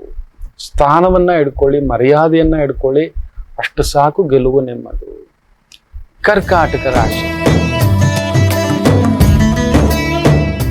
ಮನೆಯವ್ರಿಗೋಸ್ಕರ, ಮಕ್ಕಳಿಗೋಸ್ಕರ ಕಮಿಟ್ಮೆಂಟು, ಜವಾಬ್ದಾರಿಯು, ಸ್ವಲ್ಪ ಖರ್ಚು ವೆಚ್ಚಗಳು, ದೇವತಾ ಕಾರ್ಯಗಳಿಗೆ ಖರ್ಚು ವೆಚ್ಚಗಳು. ಇವತ್ತಾಯ್ತು ಅಂದ್ರೆ ಯಾರಾದ್ರೂ ಗುರುಗಳಿಗೆ ಹೋಗ್ಬಿಟ್ಟು ಅವ್ರಿಗೊಂದು ಫಲತಾಂಬೂಲ ಕೊಟ್ಟು ಆಶೀರ್ವಾದ ತಗೊಳ್ಳಿ. ದಾರಿ ಆಗುತ್ತೆ. ನಿಂತು ಹೋದ ಶುಭ ಕಾರ್ಯಗಳಿಗೆ ದಾರಿ. ಸಿಂಹರಾಶಿ ಆಕಸ್ಮಿಕ ದೈವ ದರ್ಶನ, ಗುರು ದರ್ಶನ, ಜ್ಞಾನ ದರ್ಶನ. ಖಂಡಿತ ಇವತ್ತು ಯಾರಿಗಾದ್ರೂ ಕೋಸಂಬರಿಯೋ ಪಾನಕವೋ ಹಂಚ್ತೀರಿ. ಹೌದು, ಇವತ್ತಂತ ಒಂದು ಸೌಭಾಗ್ಯ ನಿಮಗೆ. ಹಾಗೆ ನಿಮಗೊಂದು ಪ್ರಸಾದ, ರಾಮನ ಪ್ರಸಾದ, ಗುರು ಪ್ರಸಾದ ಸಿಗತಕ್ಕಂಥ ಸುಯೋಗವುಂಟು. ಸೇವಿಸಿ. ಖಂಡಿತ ಇವತ್ತು ಆಲಯಕ್ಕೆ ಹೋಗ್ಬೇಕು, ರಾಮನ ಆಲಯಕ್ಕೆ ಹೋಗ್ಬೇಕು, ಇವತ್ತು ಪಾನಕ ಸೇವಿಸ್ಬೇಕು, ಪಾನಕ ಹಂಚಬೇಕು. ಅಂಥದ್ದೊಂದು ಸೌಭಾಗ್ಯ ಎರಡೂ ಇರತಕ್ಕಂಥದ್ದು. ರಾಮರಂತೆ ನಿಮ್ಮ ಬದುಕು ಶೋಭಿಸಲಿ. ಅತಿ ಶೀಘ್ರದಲ್ಲಿ ಪಟ್ಟಾಭಿಷೇಕ ಇರೋ ಸಮಯ ಬರ್ತಿದೆ. ಗ್ರಹಣ ತೀರ್ತಿದ್ದಾಗೆ ಸಿಂಹರಾಶಿ ಯೋಚಿಸಬೇಡಿ. ಕನ್ಯಾ ರಾಶಿ ಚೆನ್ನಾಗಿದೆ. ಪದವಿ, ಗೌರವಕ್ಕೆ ಬದುಕತಕ್ಕಂಥ ದಿನ. ದುಡ್ಡು ನಿಂದ್ಗಡೆ ಹೋಗ್ಬೇಡಿ. ದುಡ್ಡು ಶಾಶ್ವತ ಅಲ್ಲ, ಹೆಸರು ಶಾಶ್ವತವಲ್ಲ, ಕೀರ್ತಿ ಶಾಶ್ವತವಲ್ಲ. ಮರ್ಯಾದೆ ಹಾಗೂ ನೆಮ್ಮದಿ. ಹೌದು, ಮನೆ ಅಂತಾರೆ ನಮ್ಮ ಗುರುಗಳು. ಮನೇನ್ ಚೆನ್ನಾಗಿ ಇಟ್ಕೊಳ್ಳೋ ಅಂತ. ಮನೆ ಅಂದ್ರೆ ಮರ್ಯಾದೆ, ನೇ ಅಂದ್ರೆ ನೆಮ್ಮದಿ. ಇವತ್ತೆರಡನ್ನೂ ಮ್ಯಾನೇಜ್ ಮಾಡಿ ನೋಡಿ, ಅದ್ಭುತವಾಗಿರ್ತೀರಿ. ತುಲಾ ರಾಶಿ ಹಿರಿಯರ ಸೇವೆ, ಗುರುಗಳ ಸೇವೆ ಎಂಥ ಅಡ್ಡಿ ಇದ್ದರೂ ದಾರಿ ಮಾಡಿಸ್ತಕ್ಕಂಥ ಒಂದು ದಿನ. ನಮಗೆ ಕೆಲವೊಂದು ಸಮಯ ದೈವ ಪ್ರಯತ್ನ, ನಮ್ಮ ಮನುಷ್ಯ ಪ್ರಯತ್ನ, ಪುರುಷ ಪ್ರಯತ್ನ, ಏನೇನೋ ಹೇಳ್ತೀವಿ, ರಾಜ ಪ್ರಯತ್ನ, ಅದು ಇದು, ದಾರಿ ಕಾಣದಾಗ ಹಿರಿಯರ ಆಶೀರ್ವಾದ ತಗೋಬೇಕು, ಗುರುಗಳ ಆಶೀರ್ವಾದ ತಗೋಬೇಕು. ಇವತ್ತು ಆ ಪ್ರಯತ್ನ ಮಾಡಿ ಎಂತ ಇಕ್ಕಟ್ಟು ಬಿಕ್ಕಟ್ಟಿದ್ರು ದಾರಿ ಆಗುತ್ತೆ. ವೃಶ್ಚಿಕ ರಾಶಿ, ಖರ್ಚಿನ ದಿನ. ದೈವ ದರ್ಶನ, ಗುರು ದರ್ಶನ ಮಾಡಲೇಬೇಕು. ನಮ್ಮ ನೆನ್ಪಿಟ್ಕೊಳ್ಳಿ, ನಮ್ಮ ಧರ್ಮವನ್ನು ನಾವು ಇಲ್ಲೇ ಅನುಭವಿಸ್ತೇವೆ, ನಮ್ಮ ಅಧರ್ಮವನ್ನು ಇಲ್ಲೇ ಅನುಭವಿಸ್ತೇವೆ, ನಮ್ಮ ಪಾಪವನ್ನು ನಾವೇ ಅನುಭವಿಸ್ಬೇಕು, ನಮ್ಮ ಪುಣ್ಯವನ್ನು ನಾವೇ ಅನುಭವಿಸ್ಬೇಕು. ನಮ್ಮ ಪಾಪವನ್ನು ಯಾರಿಗೂ ಹಂಚ್ಲಿಕ್ಕಾಗಲ್ಲ, ನಮ್ಮ ಪುಣ್ಯವನ್ನಷ್ಟೇ ಹಂಚಬಹುದು. ಅದಕ್ಕೆ ನಾವು ಭಿಕ್ಷೆ ಕೇಳುವಾಗ ಅಮ್ಮ ದಾನ ಮಾಡಿ, ಅಮ್ಮ ಧರ್ಮ ಮಾಡಿ, ನಮ್ಮ ಧರ್ಮ ಹಂಚಬಹುದು, ದಾನವೂ ದುಡ್ದಿದ್ರಲ್ಲಿ ಹಂಚಬಹುದು, ಆದ್ರೆ ಪಾಪ ಹಂಚ್ಲಿಕ್ಕೆ ಆಗೋಲ್ಲ, ಅಧರ್ಮ ಹಂಚ್ಲಿಕ್ಕೆ ಆಗೋಲ್ಲ. ಇವತ್ತು ಧರ್ಮವನ್ನು ಹೆಚ್ಚಿಸ್ಕೊಳ್ತಕ್ಕಂಥ ದಿನ. ಹನುಮರ ಕ್ಷೇತ್ರ, ಎಲ್ಲಿ ಹನುಮರಿರುವರೋ ಅಲ್ಲಿ ರಾಮರಿರುವರು. ಒಂದು ಸೂಕ್ಷ್ಮ ಹೇಳ್ಕೊಡ್ತಾನೆ, ರಾಮರನ್ನ ಒಲಿಸ್ಕೋಬೇಕು ಅಂದ್ರೆ ಹನುಮರನ್ನ ಸಿದ್ಧಿಸ್ಕೊಳ್ಳಿ. ತುಳಸಿದಾಸರು ಮಾಡಿದ್ದದೆ. ತುಳಸಿದಾಸರ ರಾಮಚರಿತ ಮಾನಸ ಓದಿ ನೋಡಿ, ಅಬ್ಬಾ, ಇವತ್ತಿಗೂ ಕೂಡ ವ್ಯಾಸಪೀಠ ಹಾಕಿ ತುಂಬಾ ಈ ಒಂದು ಆಂಧ್ರ ಪ್ರಾಂತ್ಯದಲ್ಲಿ ಇವತ್ತು ಬಹು ವಿಶೇಷವಾಗಿ ರಾಮಚರಿತ ಮಾನಸ, ರಾಮರ ಪಟ್ಟಾಭಿಷೇಕ ಸರ್ಗ ಇವುಗಳ ಒಂದು ಪಠಣೆ ಮಾಡ್ತಾರೆ. ಅದರಲ್ಲೂ ಅತಿ ಮುಖ್ಯವಾಗಿ ಎಲ್ಲದಕ್ಕಿಂತಲೂ ಎತ್ತರವಾಗಿ ಒಂದು ವ್ಯಾಸಪೀಠವಾಗಿ ಅಲ್ಲೊಂದು ಪುಸ್ತಕ ರಾಮಾಯಣವನ್ನಿಟ್ಟು ರಾಮರ ಚರಿತೆಯನ್ನ ಹೇಳ್ತಾರೆ. ಅಲ್ಲಿ ಹನುಮ ಬಂದೇ ಬರುತ್ತಾರೆ ಅನ್ನತಕ್ಕಂಥ ಮಾತು. ಎಲ್ಲಿ ರಾಮರ ಮಾತಿದೆಯೋ, ರಾಮನಾಮವಿದೆಯೋ, ರಾಮರ ಬಗ್ಗೆ ಗುಣಗಾನವಿದೆಯೋ, ಹನುಮ ಬಂದು ನಿಲ್ಲುತ್ತಾರೆ. ಅದಕ್ಕೆ ಸಾಕ್ಷಿ ನಾನೇ ಕೊಡ್ತೇನೆ. ಸದಾ ರಾಮ ರಾಮ ಅನ್ನೋ ನನಗೆ ಯಾರೋ ಪುಣ್ಯಾತ್ಮರು ಈ ನನ್ನ ಹನುಮನನ್ನ ತಂದಿಲ್ಲಿಟ್ಟಿದ್ದಾರೆ. ಇದುವೇ ಸಾಕ್ಷಿ. ನನಗೆ ರಾಮನ ಮೇಲೆ ಅಪಾರ ನಂಬಿಕೆ. ಇಷ್ಟು ಶಕ್ತಿಯ ನನ್ನ ರಾಮನಿಗೆ. ತಾಯಿ ಮಾತು, ತಂದೆ ಮಾತು, ಆ ಒಂದು ಭಕ್ತಾಗ್ರೇಸರ, ಮಿತ್ರಾಗ್ರೇಸರ, ಶರಣಾಗತಿಗ್ರೇಸರ, ಅಪ್ಪ ಅಪ್ಪ ಅಪ್ಪ, ಒಂದ ಎರಡ, ತನ್ನ ಒಂದು ಕರ್ತವ್ಯವನ್ನ ಮಾಡಿದಂಥ ಜಟಾಯುವಂತ ಪಕ್ಷಿಗೆ 11 ದಿನದ ಕಾರ್ಯವನ್ನ ಲೋಕಕ್ಕೆ ತೋರಿಸಿಕೊಟ್ಟಂತ ವ್ಯಕ್ತಿ. ನೆನಪಿಟ್ಟುಕೊಳ್ಳಿ, ಜಟಾಯುವಿಗೆ ಅಂತ್ಯೇಷ್ಟಿ ಸಂಸ್ಕಾರವನ್ನ ಮಾಡ್ತಾರೆ. ಒಂದು ಪಕ್ಷಿಗೆ ಇವತ್ತು ನಾವು ಸತ್ತ ಮನುಷ್ಯನಿಗೆ ಸ್ಮಶಾನನೇ ಇಲ್ಲ, ಸತ್ತೋಗಿರೋ ಮನುಷ್ಯನಿಗೆ ತಗೊಂಡೋಗ್ಲಿಕ್ಕೆ ಒಂದು ಆಂಬ್ಯುಲೆನ್ಸ್ ಇಲ್ಲ, ಒಂದು ವಾಹನದ ವ್ಯವಸ್ಥೆ ಇಲ್ಲ, ಸಂತಾಪ ಸೂಚಿಸ್ಲಿಕ್ಕೆ ಒಬ್ಬ ವ್ಯಕ್ತಿ ಇಲ್ಲ. ನನ್ನ ರಾಮ ಅದನ್ನು ತೋರಿಸ್ಕೊಟ್ರು. ಒಬ್ಬ ಪಕ್ಷಿ ಕೂಡ ನಾವು ಈ ರೀತಿ ನೋಡ್ಕೋಬೇಕು, ಅದಕ್ಕೂ ಅನ್ಯಾಯದ ಸಾವಾಗಬಾರ್ದು, ಅನ್ಯಾಯದ ಸಂಸ್ಕಾರ ಆಗಬಾರ್ದು, ಅದಕ್ಕೊಂದು ಧರ್ಮ ಸಂಸ್ಕಾರ ಆಗಬೇಕು ಅಂತ ಜಟಾಯುವಿಗೆ ತಾನೇ ನಿಂತು 11 ದಿನ ಕಾರ್ಯ ಮಾಡ್ತಾರೆ. ಅದು ನನ್ನ ರಾಮಚಂದ್ರ ಪ್ರಭು. ಇವತ್ತು ನಾವು ಬದುಕಿರೋ ಮನುಷ್ಯನಿಗೆ ತರ್ಪಣ ಇಡುವಂಥ ಸ್ಥಿತಿಗತಿಗಳನ್ನ ತಂದಿಟ್ಕೊಂಡು ಕೇಳೋರಿಲ್ಲ. ಸತ್ತು ಮನುಷ್ಯನ ಯಾರು ಕೇಳ್ತಾರೆ ಬಿಡಿ ಸಾರ್, ಈಗೆಲ್ಲ ಡಬ್ಬು ಸಾರ್, ದುಡ್ಡಿದ್ರೇನೆ ಸಾರ್, ದುಡ್ಡೇ ಸಾರ್, ಅಷ್ಟೇ ಸಾರ್, ಇಲ್ಲ. ಸೊ ವೃಶ್ಚಿಕಕ್ಕೆ ಹನುಮರಾಲಯ ಹೋಗಿ, ಖಂಡಿತ ಹೋಗಿ. ಅಲ್ಲಿ ಹೋಗಿಬಿಟ್ಟು ಹನುಮರಾಲಯದಲ್ಲಿ ರಾಮ ರಾಮ ಅಂದ್ರೆ ಸಾಕು, ನನ್ನ ಹನುಮ ಕೊಡೋಷ್ಟು ಸಂಪ್ರೀತಿ ಶಕ್ತಿ ಯಾವುದೂ ಇಲ್ಲ. ಇವತ್ತಲ್ಲಿ ಹೋಗಿ ನಿಂತ್ಕೊಳ್ಳಿ, ಯಾಕೋ ಮನಸ್ಸು ಎಲ್ಲ ನೀನೇ ರಾಮ ಅಂತ ಅನ್ನಿಸ್ಬಿಟ್ಟಿದೆ. ಚಂದ್ರ ಅಷ್ಟಮ ಅಲ್ವಾ, ಅಲ್ಲೆಲ್ಲೋ ಮನಸ್ಸು ಒಂದು ಭಾವುಕರಾಗ್ಬಿಟ್ಟಿದ್ರು. ನನ್ನ ರಾಮರಿಗೆ ಇವತ್ತು ಸಂಧ್ಯಾ ಕಾಲಕ್ಕೆ ನೀವೊಂದು ಕೋರಿಕೆ ಇಟ್ಟುಕೊಂಡು ಹೋಗಿ ನಿಂತುಕೊಳ್ಳಿ, ಇದು ನನ್ನ ಚಾಲೆಂಜ್. ವೃಶ್ಚಿಕ ರಾಶಿಯವರು ನೆನೆಸಿ 7ನೇ ಅವತಾರ ಅಲ್ವಾ, 7 ದಿನದಲ್ಲಿ ನನಗೆ ಕಮೆಂಟ್ ಅಲ್ಲಿ ಹಾಕ್ತೀರಾ ತುಂಬಾ ಅದ್ಭುತ ನಡೆದಿದೆ ಅಂತ. ಇವತ್ತಿಂದ 7 ದಿನ ವಸಂತ ನವರಾತ್ರಿ ಅಂತೀವಲ್ವಾ, ಅಂತ ಒಂದು ರಾಮನವರಾತ್ರಿ ಇವತ್ತು. ಹೋಗಿ ದೇವಿ ದೇವಸ್ಥಾನವಾದರೂ ಸರಿ, ಕುಳಿತುಕೊಂಡು ರಾಮ ರಾಮ ರಾಮ ಅಂತ ಒಂದು ಕೋರಿಕೆ ಇಟ್ಕೊಂಡು ಒಂದು ಸೇವೆ ಮಾಡಿಕೊಂಡು ಸಂಕಲ್ಪ ಮಾಡ್ಕೊಂಡು ಬನ್ನಿ. ಹನುಮರ ಕ್ಷೇತ್ರದಲ್ಲಿ ಅತಿ ಮುಖ್ಯವಾಗಿ ಮಾಡಿ. ನನ್ನ ರಾಮರೆದ್ದು ಬಂದು ನಿಲ್ಲುತ್ತಾರೆ. 7 ದಿನದಲ್ಲಿ ನೀವಂದುಕೊಂಡಿರುವ ಕಾರ್ಯಕ್ಕೆ ಒಂದು ರಾಮ ಸೇತುವಾಗುತ್ತದೆ. ಇದು ನಿಶ್ಚಿತ ವೃಶ್ಚಿಕಕ್ಕೆ. ಯೋಚಿಸಬೇಡಿ. ಧನಸ್ಸು ರಾಶಿ. ರಾಮರೇ ಬಂದು ನಿಲ್ಲುತ್ತಾರೆ. ಕೋದಂಡರಾವ್ ನನ್ನ ರಾಮಚಂದ್ರ ಪ್ರಭು ಇವತ್ತು ಸೂರ್ಯ ಉಚ್ಚ ಸ್ಥಾನದಲ್ಲಿ ಮಠ ಮಧ್ಯಾಹ್ನ ಚೈತ್ರ ಮಾಸದ ಈ ಒಂದು ತುಂಬು ಶುಕ್ಲ ಪಕ್ಷದ ವಸಂತ ನವರಾತ್ರಿಯ ದಿನ ಪಂಚಗ್ರಹಗಳು ಉಚ್ಚ ಸ್ಥಾನದಲ್ಲಿರುವಾಗ ಕಟಕ ಲಗ್ನದಲ್ಲಿ ಗುರುಚಂದ್ರ, ಸಪ್ತಮದಲ್ಲಿ ಕುಜ ಉಚ್ಚ, ಚತುರ್ಥದಲ್ಲಿ ಶನಿ ಉಚ್ಚಂಗತ, ಮೇಷದಲ್ಲಿ ಸೂರ್ಯ ಉಚ್ಚಂಗತ, ಮೀನ ರಾಶಿಯಲ್ಲಿ ಶುಕ್ರ ಉಚ್ಚಂಗತ. ಹೌದು, ಕೋದಂಡರಾಹು ವಿಶೇಷವಾಗಿ ಧನುಸ್ಸು ರಾಶಿಯಲ್ಲಿ ರಾಹು, ಇನ್ನು ಮಿಥುನದಲ್ಲಿ ಕೇತು, ಹಾಗೆ ಶುಕ್ರನ ಜೊತೆ ಬುಧ. ಕೆಲವರು ಹೇಳ್ತಾರೆ ಸೂರ್ಯನ ಜೊತೆ ಬುಧ ಅನ್ನತಕ್ಕಂಥದ್ದು. ಅದಕ್ಕೆ ವಾಕ್ ಪ್ರಹರವಾಗಿರ್ತಿತ್ತು. ತಂದೆಗಾದರೂ ರಾಮರು ಸಾಮಾನ್ಯವಾಗಿ ಮಾತನಾಡುವುದಿಲ್ಲ. ಮಾತನಾಡಲು ನಿಂತರೆ ಎದುರುಗಡೆಯವರು ತಟಸ್ಥ. ಆ ಕುಜನ ಮನೆಯಲ್ಲಿ ಸೂರ್ಯನ ಜೊತೆಯಲ್ಲಿ ಆ ಬುಧನ ಒಂದು ಪರಾಕ್ರಮತೆ, ಬುಧಾದಿತ್ಯ ಯೋಗ, ಆ ಸೂರ್ಯಾದಿತ್ಯ ಯೋಗ ಭಮ್ ಅನ್ನೋದು ಕಂಪಿಸ್ಬಿಡೋರಂತೆ. ರಾಮನ ಮಾತೆಂದರೆ ಮಾತು, ವೇದವಾಕು. ಅಂತ ಒಂದು ಈ ದಿನದಲ್ಲಿ ಜನಿಸಿದ್ದು ನನ್ನ ರಾಮಚಂದ್ರ ಪ್ರಭು. ಅಂಥದರ ಪೂರ್ಣ ಯೋಗ ನಿಮಗಿರುತ್ತೆ. ಡಾಕ್ಟರ್ ಆಗಿದ್ದೀರಾ, ಮಾರ್ಗದರ್ಶಕರು, ಅನಾಥಾಶ್ರಮ, ವೃದ್ಧಾಶ್ರಮ, ಜಡ್ಜ್ ಆಗಿದ್ದೀರಾ, ಸರ್ಜನ್ ಆಗಿದ್ದೀರಾ, ಗುರುವಾಗಿದ್ದೀರಾ, ಆಚಾರ್ಯರಾಗಿದ್ದೀರಾ, ಪರಿಪೂರ್ಣ ರಾಜಯೋಗವನ್ನ ಪಡೆಯತಕ್ಕಂಥ, ಹೆಸರು ಕೀರ್ತಿ ಪಡೆಯತಕ್ಕಂಥ ಒಂದು ದಿನ. ಇನ್ನು ವಿಶೇಷವಾಗಿ ಮಕರ ರಾಶಿ ಚೆನ್ನಾಗಿದೆ. ಇರುವ ಕಮಿಟ್ಮೆಂಟು, ಸಾಲ, ಹಣಕಾಸು, ಒದ್ದಾಟ, ಎಳೆದಾಟಗಳಿಂದ ಹೊರಗಡೆ ಬರೋ ದಿನ. ಯಾರೋ ನನ್ನ ರಾಮರ ಹಾಗೆ ಸುಗ್ರೀವ ಯಾರು ಅಂತ ಗೊತ್ತಿಲ್ಲ ನೋಡಿ, ನನ್ನ ರಾಮರು ನೆನೆಸಿದ್ದರೆ, ವಾಲಿಯ ಸಾಂಗತ್ಯ ಮಾಡಿದ್ರೆ ಸಾಕಿತ್ತು.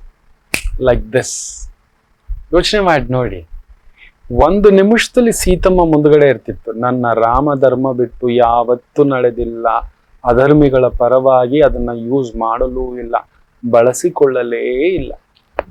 ಹೌದು, ಅದು ನನ್ನ ರಾಮ, ಅದು ನನ್ನ ರಾಮ ಯಾವತ್ತಿಗೂ ಅಂತ ನನ್ನ ರಾಮ. ಇವತ್ತಂಥದೊಂದು ಯೋಗ, ವಿಶೇಷ ಯೋಗ ಮಕರ ರಾಶಿಗೆ ವಿಜಯ ಮಸ್ತಿ. ಕುಂಭರಾಶಿ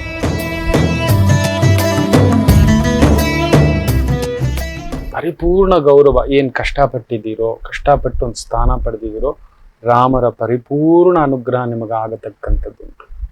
ನನ್ನ ರಾಮ ನಿಮಗೆ ಗೊತ್ತಿಲ್ಲ, ಯುದ್ಧ ಮಾಡಲು ಅಲ್ಲೊಂದು ಪೂಜೆ ಮಾಡಬೇಕಾಗುತ್ತೆ. ಯಾವುದೇ ಕಾರ್ಯ ಮಾಡ್ಬೇಕಂದ್ರೆ ಅದಕ್ಕೊಂದು ಸಂಕಲ್ಪ ಬೇಕು. ಆ ಸಂಕಲ್ಪ ನಡೆಸಬೇಕು ಅಂದ್ರೆ ಒಬ್ಬ ಬ್ರಾಹ್ಮಣ ಪುರುಷೋತ್ತಮ ಬರಬೇಕು, ಒಬ್ಬ ಆಚಾರ್ಯ ಪುರುಷೋತ್ತಮ. ಯುದ್ಧರಂಗದಲ್ಲಿ ಎಲ್ಲಿ, ಆ ಸಮುದ್ರ ತೀರದಲ್ಲೆಲ್ಲಿ ಯಾರನ್ನು ಕರೆಯೋದು ಅಂತ ಯೋಚನೆ ಮಾಡಿ ರಾವಣಾಸುರರಿಗೆ ಹೇಳಿ ಕಳಿಸ್ತಾರೆ. ವಿಶ್ವವಸು ಬ್ರಹ್ಮನ ಮಗ, ಹೌದು, ಕರೆಸಿ ರಾವಣಾಸುರರೇ ಬಂದು ಅರ್ಚಕ ಸ್ಥಾನದಲ್ಲಿ, ಆಚಾರ್ಯ ಸ್ಥಾನದಲ್ಲಿ ಕುಳಿತು ನನಗೆ ಕಂಕಣ ಕಟ್ಟಬೇಕು ಅಂತ. ನೀವು ನಂಬೋಲ್ಲ, ರಾವಣ ಬರ್ತಾನೆ, ರಾಮರ ತಾಂಬೂಲವನ್ನ ತಗೋತಾನೆ, ತಗೊಂಡು ವಿಜಯಮಸ್ತು ಅಂತ ಆಶೀರ್ವಾದ ಮಾಡಿ ಕಂಕಣ ಕಟ್ಟಿಸಿ ಹೋಗುತ್ತಾನೆ. ಅದು ಆಚಾರ್ಯ. ಒಬ್ಬ ಆಚಾರ್ಯ ನಿಜವಾದ ಆಚಾರ್ಯ ಸ್ಥಾನದಲ್ಲಿ ಕುಳಿತು ಬಿಟ್ಟರೆ ರಾಮರ ಮುಂದುಗಡೆ, ರಾಮರ ಮಾತಿನ ಮುಂದುಗಡೆ ಎಂಥ ಒಂದು ಅಸುರ ವ್ಯಕ್ತಿಯೂ ಕೂಡ ಬದಲಾಗಬೇಕು. ಆತ ನಿಜವಾಗಲೂ ಒಬ್ಬ ಆಚಾರ್ಯನ ಮಗ. ಆದರೆ ತಾಯಿ ಬಂದು ರಾಕ್ಷಸ ವಂಶಸ್ಥಳು, ಕೈಕಸಿ. ಅದರಿಂದ ಆ ಒಂದು ಅಂಶ, ಆ ಪೂರ್ವ ಜನ್ಮದ ಶಾಪ, ಜಯ ವಿಜಯರಿಗೆ ಶಾಪ. ನಮಗ್ 3 ಜನ್ಮನೇ ಸಾಕು ಸ್ವಾಮಿ ಅಂತ ಕೇಳ್ಕೊಂಡು ಬಂದಿದ್ರಿಂದ ಬೇಗ ಮುಗಿಸ್ಕೊಂಡು ನಿನ್ನ ದರ್ಶನಕ್ಕೆ ಬಂದ್ಬಿಡ್ತೇವೆ ಅಂತ. ಅದರಿಂದ ಆ ಬ್ರಾಹ್ಮಣ ಪುರುಷೋತ್ತಮನ ಹೊಟ್ಟೆಯಲ್ಲಿ ಹುಟ್ಟಿದ್ದಕ್ಕೆ ಆತ ಜನಿವಾರ ಧರಿಸ್ತಿದ್ದ. ಮಹಾಕ್ಷತ್ರಿಯ, ಮಹಾಬ್ರಾಹ್ಮಣ. ನೆನಪಿಟ್ಟುಕೊಳ್ಳಿ, ಒಬ್ಬ ಆಚಾರ್ಯನಾಗಿ ನಿಂತು ರಾಮರ ಮಾತಿಗೆ ಮನ್ನಣೆ ಕೊಟ್ಟು ಬಂದು ಆ ಯಜ್ಞವನ್ನ ನಡೆಸಿ ವಿಜಯ ಸಂಕಲ್ಪ ಮಾಡಿ ಆ ಮುಹೂರ್ತಕ್ಕೆ ಕಂಕಣ ಕಟ್ಟಿಸುತ್ತಾರೆ. ವಿಜಯ ಮಸ್ತು ಅಂತ ಹೇಳಿ ತಾಂಬೂಲ ತಗೋತಾರೆ. ಅದು ನನ್ನ ರಾಮ. ಒಬ್ಬ ಶತ್ರುವಾದರೂ ಕೊಡಬೇಕಾದ ಸ್ಥಾನವನ್ನ ಗೌರವವನ್ನ ಕೊಟ್ಟಂತ ಏಕೈಕ ಚಕ್ರವರ್ತಿ ಅಂದರೆ ನನ್ನ ರಾಮಚಂದ್ರ ಪ್ರಭು. ಅದು ಇವತ್ತು ಕುಂಭರಾಶಿಗೆ ಆ ಥರ. ನೀವು ಯಾರಿಗೇನು ಕೊಟ್ಟಿದ್ದೀರೋ ಅದು ಮರಳಿ.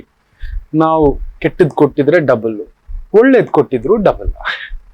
ಇವತ್ತು ಆ ರೀತಿ ನೀವೇನೋ ಒಂದು ಒಳ್ಳೇದು ಮಾಡಿದ್ದೀರಿ ನನ್ನ ರಾಮರನ್ನ ನೆನೆಸ್ಕೊಂಡು.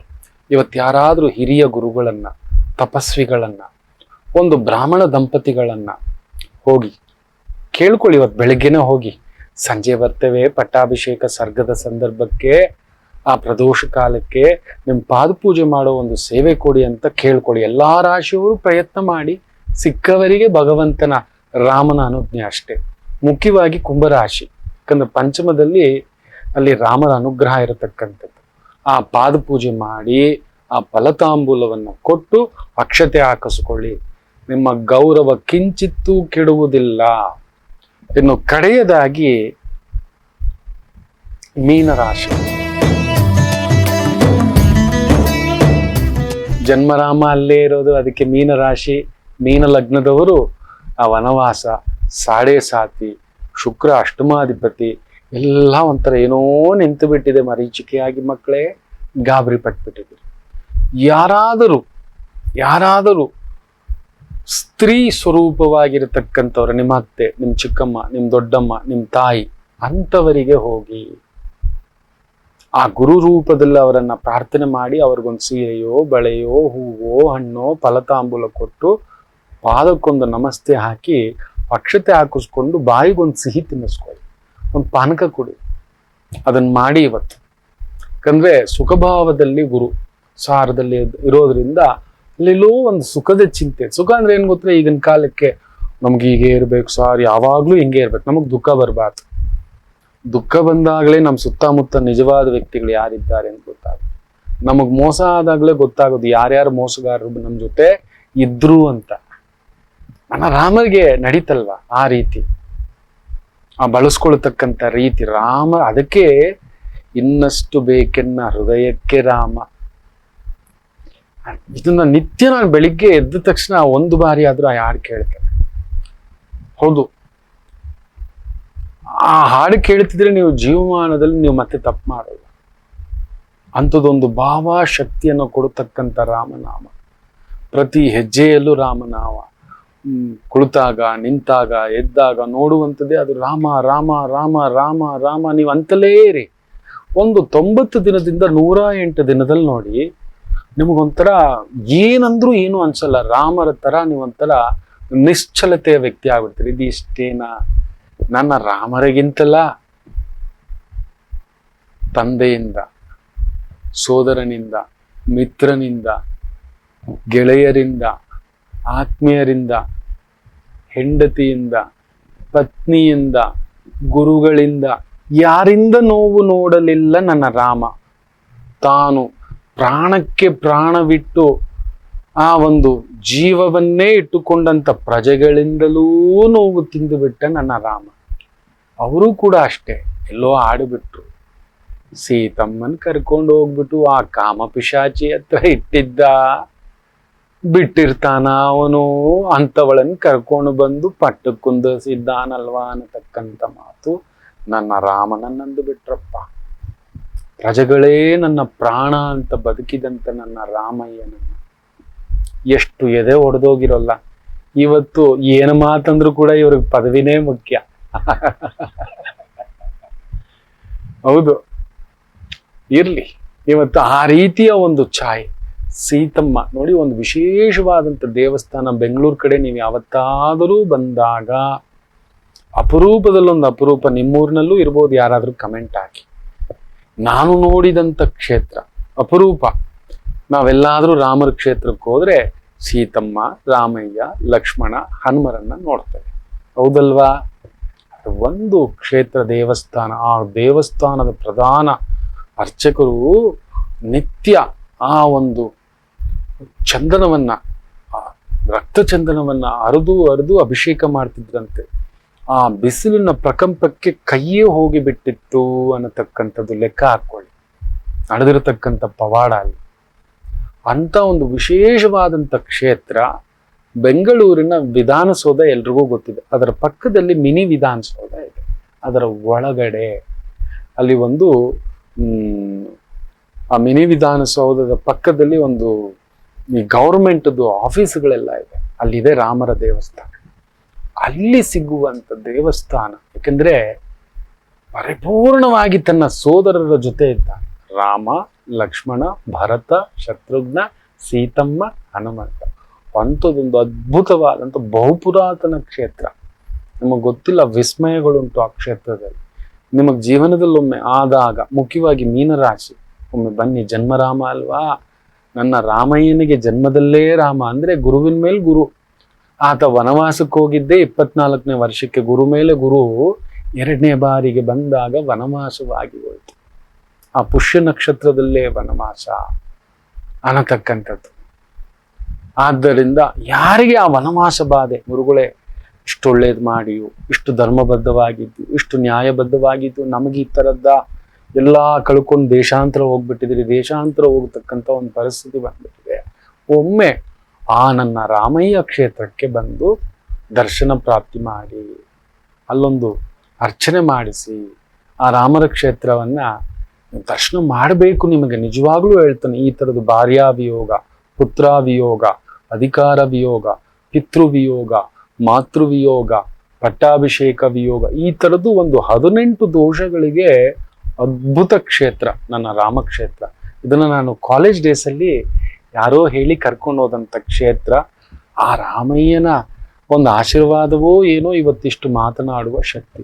ಇದನ್ನು ಮುಖ್ಯವಾಗಿ ಮೀನರಾಶಿ, ಆಮೇಲೆ ಕೆಲವೊಂದು ವರ್ಷಗಳು ಹೇಳ್ತಿದ್ನಲ್ಲ, 1947, 1959, 1971, 1983, ಆಮೇಲೆ 1995 ಏನೋ ಬರ್ದಿದ್ದೇನೆ ಲೆಕ್ಕಾಚಾರ. ಅದನ್ನೆಲ್ಲ ಮುಂದಿನ ದಿನಗಳಲ್ಲೂ ಹೇಳ್ತಾನೆ. ಒಮ್ಮೆ ಆಯ್ತು ಅಂದ್ರೆ ಆ ಕ್ಷೇತ್ರಕ್ಕೆ ಭೇಟಿ ಮಾಡಿ. ಹಾಗೆ ತಪ್ಪದೆ ನಾಳೆ ನನ್ನ ಗಂಗಮ್ಮ ಕ್ಷೇತ್ರಕ್ಕೆ ಬನ್ನಿ. ಆ ಅಮ್ಮನವರ ಅಭಿಷೇಕ, ಅಲಂಕಾರ, ಮಹಾಪ್ರಸಾದದ ಸುವ್ಯವಸ್ಥೆ ಉಂಟು. ಬಂದು ಆ ಅಮ್ಮನವರ ಆಶೀರ್ವಾದ ತಗೊಳ್ಳಿ. ಯಾಕಂದ್ರೆ ನನಗೆ ಪಂಚಮದಲ್ಲಿ ಶನಿ, ಪಂಚಮದಲ್ಲಿರತಕ್ಕಂಥ ಗ್ರಹದ ಆರಾಧನೆ ಮಾಡಬೇಕು, ಇಲ್ಲ ಆ ಗ್ರಹದ ಶಕ್ತಿ ಇರುತ್ತೆ ಅಂತ. ಆ ಶನಿ ನನಗೆ ಪುನರ್ವಸು ನಕ್ಷತ್ರದಲ್ಲಿ ಇರೋದು. ಅದಕ್ಕೆ ರಾಮಯ್ಯ ರಾಮಯ್ಯ ರಾಮಯ್ಯ ರಾಮಯ್ಯ ಅಂತಾನೆ. ಹಾಗೆ ಶನಿ ಬಂದು ದೇವಿ ದುರ್ಗಾ ಆರಾಧನೆ ಅನ್ನತಕ್ಕಂಥದ್ದು.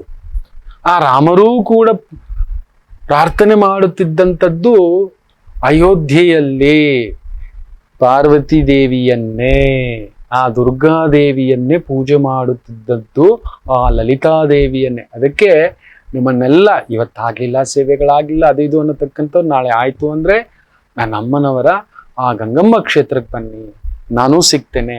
ಪ್ರಸಾದ ನಿಮ್ಮ ಜೊತೆಲಿ ತಿನ್ಬೇಕು ಅಂತ ಆಸೆ. ಎಲ್ಲಿ ಹೋದ್ರೂ ದೇವ್ರ ಪ್ರಸಾದ ಮಿಸ್ ಮಾಡಬಾರ್ದು. ಮದುವೆ ಮನೆಗೆ ಹೋದ್ರೆ ಪ್ರಸಾದ ತಿಂದೆ ಬಂದ್ರೂ ಪರವಾಗಿಲ್ಲ, ದೇವಸ್ಥಾನಕ್ಕೆ ಹೋದ್ರೆ ದೊರೆಯಾದರೂ ಕೇಳಿ ಪ್ರಸಾದ ಸೇವಿಸಬೇಕು. ನಾನಿದ್ದೇನೆ ಪ್ರಸಾದ ಕೊಡಿಸಲು, ನಿಮ್ಮ ಜೊತೆ ಸೇವಿಸಲು, ಅಮ್ಮನವರ ಆಶೀರ್ವಾದ ಪಡೆಯಲು. ಮೀನರಾಶಿ ಇಂಥದ್ದೊಂದು ಸಂಕಲ್ಪ ಮಾಡ್ಕೊಳ್ಳಿ, ಅದರಿಂದ ಭಾರ ಅಂತ ಅನ್ಕೋಬೇಡಿ. ಎಲ್ಲರಿಗೂ ಒಳ್ಳೆಯದಾಗಲಿ. ಆ ರಾಮಚಂದ್ರ ಪ್ರಭುವಿನ ಪರಿಪೂರ್ಣ ಅನುಗ್ರಹ ನಿಮಗೆ ಸಿಗಲಿ. ಶ್ರೀರಾಮಚಂದ್ರ ಪ್ರಭುವೆ ನಮೋ ನಮಃ.